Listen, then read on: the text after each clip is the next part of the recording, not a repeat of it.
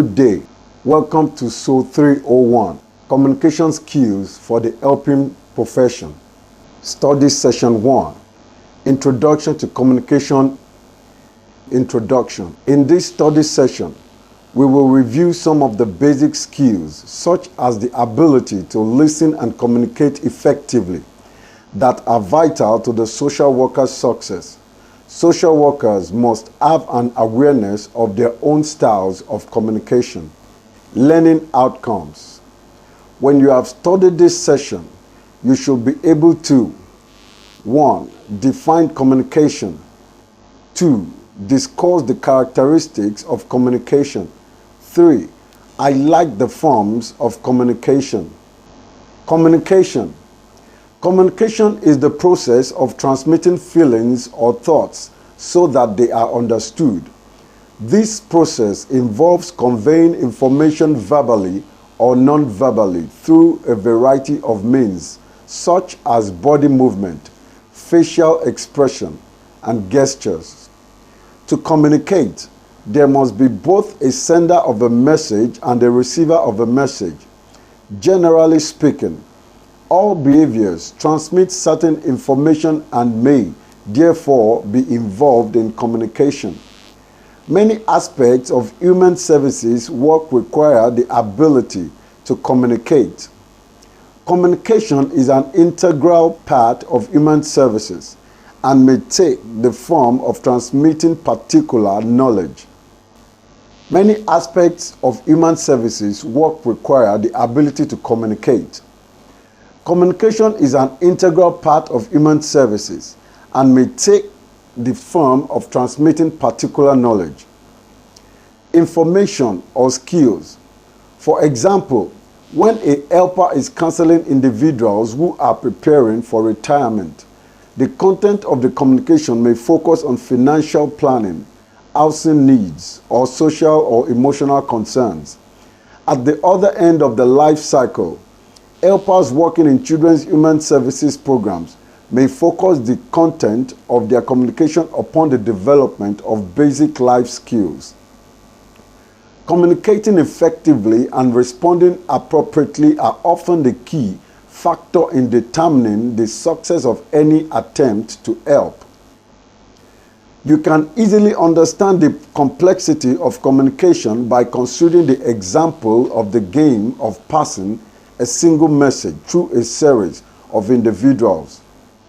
In this game, one person thinks of a message and in turn whispers it to another. The next person attempts to whisper the same message to another person, who does the same, passing it to as many people as possible. When the last person tells the entire group what his or her version of the message is, it is usually very different from the original message. How does a relatively simple message become distorted when conveyed to another person? To understand this, we must look at the various factors involved in communication and understand the obstacles and barriers that can distort even the simplest of messages. Accurate communication occurs between people when the receiver interprets the sender's message the way the sender intended it. Difficulties in communication arise when the receiver imparts to the message a meaning that was not intended. When the sender attempts to convey a message, the receiver interprets the message before he or she can respond to it. All forms of communication require some degree of interpretation, meaning that an individual must construe, understand, and attach individual meaning to a message. It is through this act of interpretation that communication can become distorted. The process of interpretation is always filtered through our individual biases, expectations, and prejudices. As mentioned previously, when information is transmitted, the listener tends to accept what seems to fit into his or her belief system and sometimes rejects or distorts information that is not consistent with these beliefs. Also, People are sometimes so positive they know what the other person is going to say that they distort the incoming message to match their expectations. For example, if a man who has very low self-esteem asks his boss for a raise, he may take the boss' statement, "I'll have to give it some thought," a sign of refusal.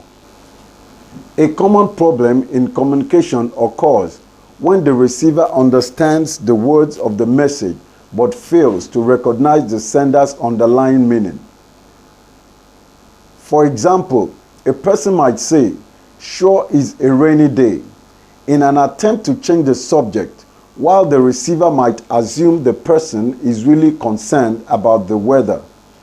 Another example is the client who sits in the office looking down, arms crossed, slouched deeply in his or her chair, who responds to the question, "How do you feel?"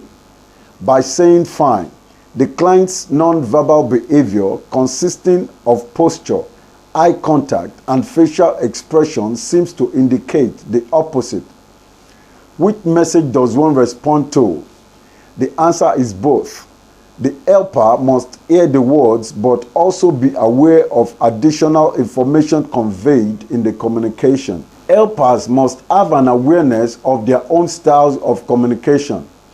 Becoming aware of style means that you know when you as a helper might be creating difficulty in communication by sending out conflicting verbal and non-verbal messages to the client.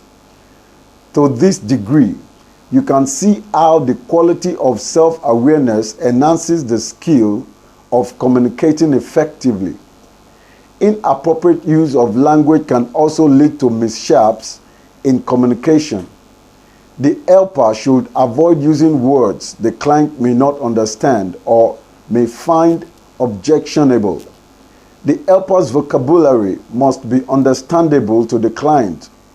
Since words do not mean the same thing to all people, the helper must sometimes provide clear definitions and examples of meaning. If the client's message is unclear, the worker has the responsibility of helping the client to clarify its meaning. Communication is a process through which needs, emotions, desires, goals, and sentiments. These are expressed among human beings through codes, symbols, and languages understood by the parties involved in the process. 2. Ability of humans to communicate. The ability of humans to communicate with one another is a principal hallmark of contemporary civilization. The first messages sent and received were undoubtedly by sight and sound, gestures and pantomime, shrieks and laughter. Language followed along with the alphabet and the recording of written then printed words. The electronic age brought instant communication worldwide into reality. Telegraph, phototelegraph, radio telegraph, teleprinters, telex, telephone, cable, radio, television, satellite, computer, and finally the internet. If 1,001 people are asked to respond to this question, we might equally have as many as that number of responses. We would not like to belabor the definitions of this concept with too many academic rigors. Therefore, we like to consider Opubo's view. He emphasized that communication is the process of sharing experience. Opubo, 1976.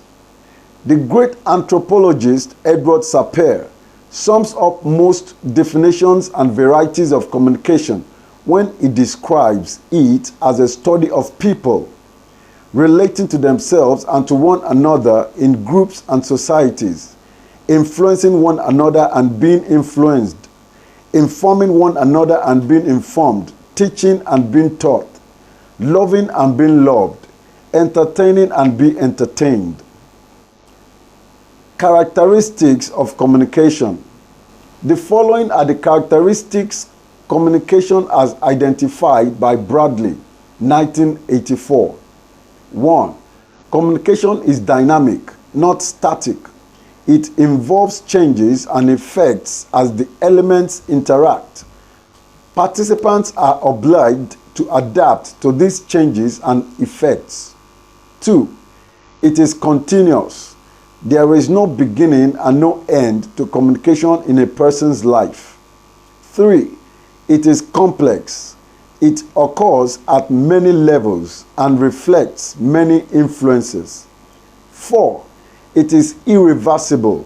The communication process cannot be turned back. Example, what has been said cannot be unsaid. A message unsent and received produces effects on later messages. 5. It is non-sequential. The elements in the communication process are not rigidly patterned, say in a linear or circular manner. Which element comes on at which time and place in the process depends on the situation. 6. It is unrepeatable. A given communication act cannot be recreated. Scope and forms of communication. By scope, we mean which area of communication can be covered. Business, communication, cross-cultural communication, health communication, instructional communication, organizational communication, religious communication, and mass communication. Business communication is the term used to describe all forms of communication that takes place in the business circuit. The emphasis here is the improvement of reports and memoranda, oral and non-verbal communication. 2. Cross-cultural communication refers to communication among or between different cultures. 3. Family communication refers to communication among or between family members. 4. Health communication refers to medical care communication. 5. Instructional communication or information is peculiar to the issue of teaching and learning. 6. Organizational communication. This term emerged out of a greater degree of seriousness or development that comes up in the way of management studies. Communication in organizations flow within a network or interdependent relationship, which may be formal or informal. 7. Administrative communication. It deals with formal issues and issues of leadership. We also have grapevine communication. This means gossips or rumors being said and spread out. 8. Downward or upward communication. This refers to instruction or information for those people that is below. 9. Horizontal communication. This is the degree to which people communicate with peers or colleagues. 10. Internal communication or external communication. These are inside and outside ways of communicating. Study session summary. In this study session, we discussed how behaviors transmit certain information and may therefore be involved in communication. Also, communicating effectively and responding appropriately are key factors in determining the success of any attempt to help. We also explained sign system, which therefore is only a kind of shorthand. The encoder has to be able to write the shorthand, the decoder to read it. In other words, talking in terms of the circles they have a large in common, then communication will be easy. If the circles do not meet, if there has been no common experience, then communication is impossible. If the circles only have a small area in common, that is, if the experiences of the source and the destination have been strikingly unlike, then it is going to be very difficult to get an intended message across from one to the other. End of study session 1. Thank you for listening.